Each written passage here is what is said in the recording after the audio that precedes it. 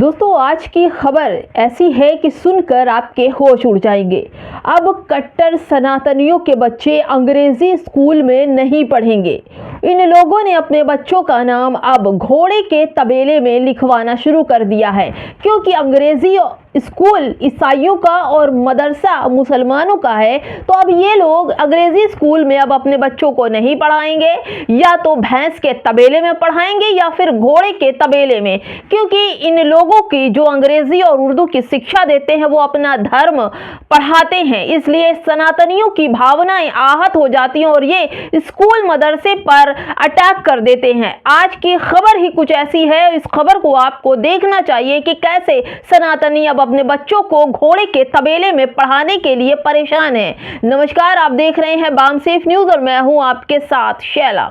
दोस्तों हर कोई ये चाहता है कि मेरा बच्चा अंग्रेजी स्कूल में पढ़े, उसे ऐसी भाषाओं का इस्तेमाल करे जिसमें अंग्रेजी, फारसी, उर्दू, अरबिक और दुनिया की तमाम वो भाषा जानने वाला हो। अगर वो देश से लेकर विदेश में जाए तो उसे किसी तरह की परेशानियां ना हो। लेकिन ये कट्टर सनातनी हिंदू ये चाहते हैं कि जो हमारे बच्चे हैं वो किसी भी धर्म की शिक्षा से रिलेटेड पढ़ाई ना करे। तो अब उन्हें ये कहना चाहिए कि तमाम जो स्कूल है इन लोगों के नाम काट देने चाहिए और सीधे इन लोगों को कह देना चाहिए कि कहीं भी आप अपने बच्चों को पढ़ाइए, घोड़े के तबेले में पढ़ाइए, भैंस के तबेले में पढ़ाइए या फिर कहीं भी ले जाकर के आप पढ़ाइए, लेकिन हमारे स्कूल में ना पढ़ाइए।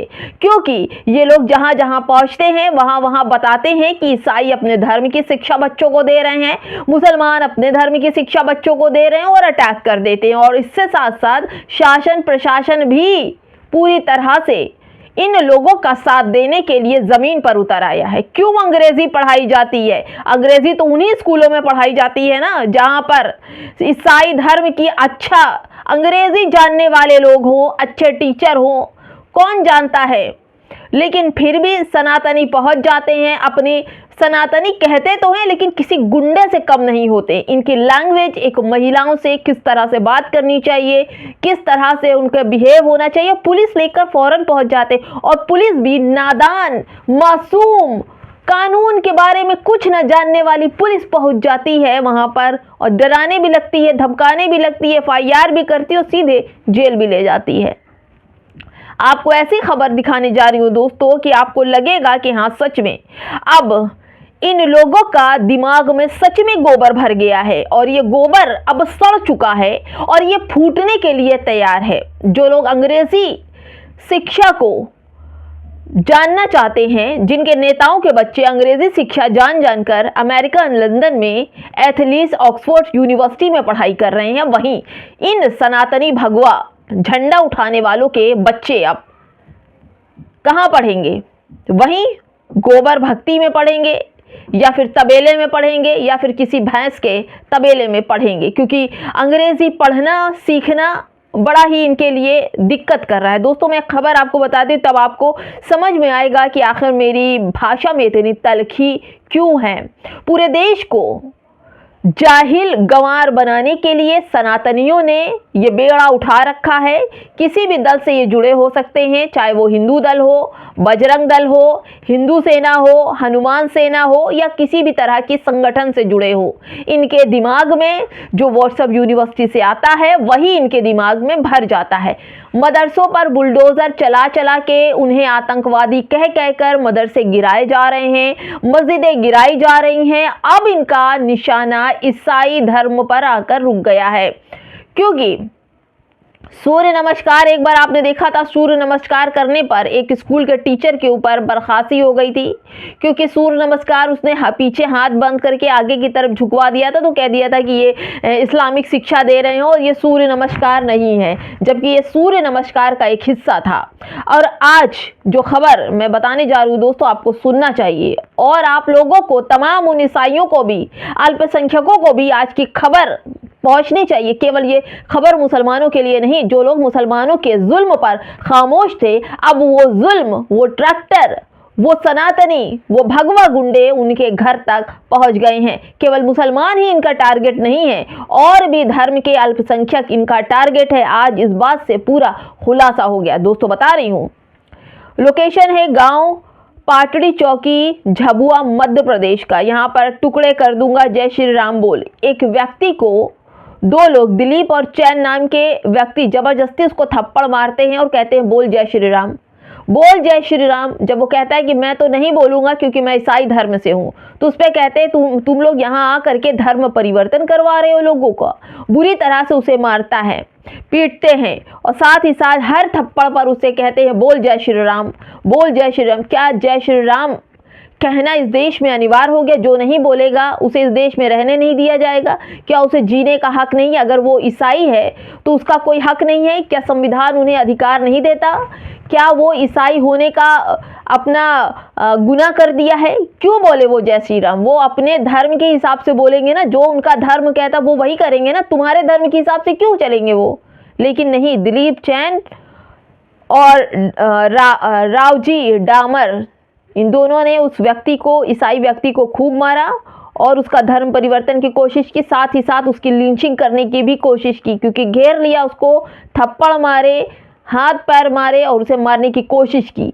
लेकिन सब कुछ खामोशी से चल रहा है दोस्तों, कोई दिक्कत नहीं, सब कुछ खामोशी से, क्योंकि इस देश में केवल और केवल हिंदू सोच वाले, ज़ॉम्बी वाले, एक दूसरे को मार कर काट कर खा जाने वाले, जो काटना नहीं सीखेगा वो हिंदू नहीं कहलाएगा, ऐसा नारा देने वाले टी राजा बोल रहे हैं। और इन सब की वजह से, इन लोगों के बयान से सामने वाला हिंदू सनातनी खुद पे गर्व महसूस करता है और कहता है कि मैं 8-10 तो मुसलमान मार ही दूंगा, 8-10 तो ईसाई मार ही दूंगा।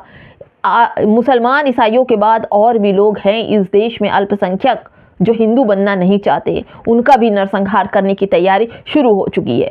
दोस्तों, जिस तरह से मैं खबरें बता रही हूँ, इस खबर को आपको सुनना चाहिए। दोस्तों सुनिए, बड़ी खबर मचा बवाल, ईसाई स्कूल में घुसे महिलाओं के साथ की बदतमीजी। अब मैं आपको वो खबर सुनाने जा रही हूँ जो खबर के लिए मैंने इस पूरी खबर को बनाया। दोस्तों, मध्य प्रदेश के शिवनी में वीएचपी बजरंग दल के सदस्यों ने एक ईसाई मिशनरी स्कूल में विरोधी प्रदर्शन किया। आरोप लगाया कि छात्रों से बाइबल की प्रार्थनाएं पढ़वाई जा रही थी और आमीन बुलवाया जा रहा था। उन्होंने दावा किया कि यह जबरन धर्म परिवर्तन की कोशिश थी और सख्त कार्रवाई की मांग करते हुए चेतावनी दी। पुलिस तुरंत मौके पर पहुंची, छात्रों से बात की और क्लासरूम से मिली एक बाइबल जब्त कर ली। स्कूल परिसर के चारों ओर शांति बनाए रखने के लिए भारी पुलिस बल तैनात किया गया है। तो ये हकीकत उन लोगों की है, सनातनियों की है, जो अपने बच्चों को अंग्रेजी स्कूल में नहीं पढ़ाना चाहते, भर भर के पैसे देंगे। अब ये चाहिए कि जो लोग अंग्रेजी इसका ज़रा सा ही मुखालफत करते, फ़ौरन उनके बच्चों का नाम काटे, वो कहीं भी ले जाके पढ़ाएं, लेकिन अंग्रेजी स्कूल में ना पढ़ाएं।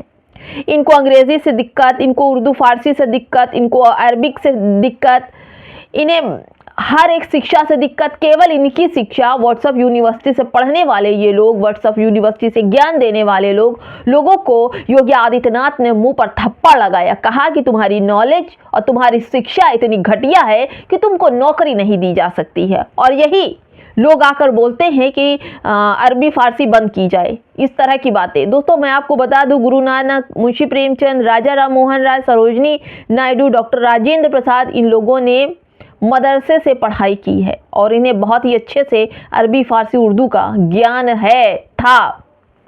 साथ ही आप वर्तमान की बात करूं तो अजीत डोभाल का नाम सुना है आपने? अजीत डोभाल और टीसीए राघवंश, ये लोग अब भी मदरसे से पढ़े हुए हैं, जिन्हें अरबी उर्दू फारसी का ज्ञान है।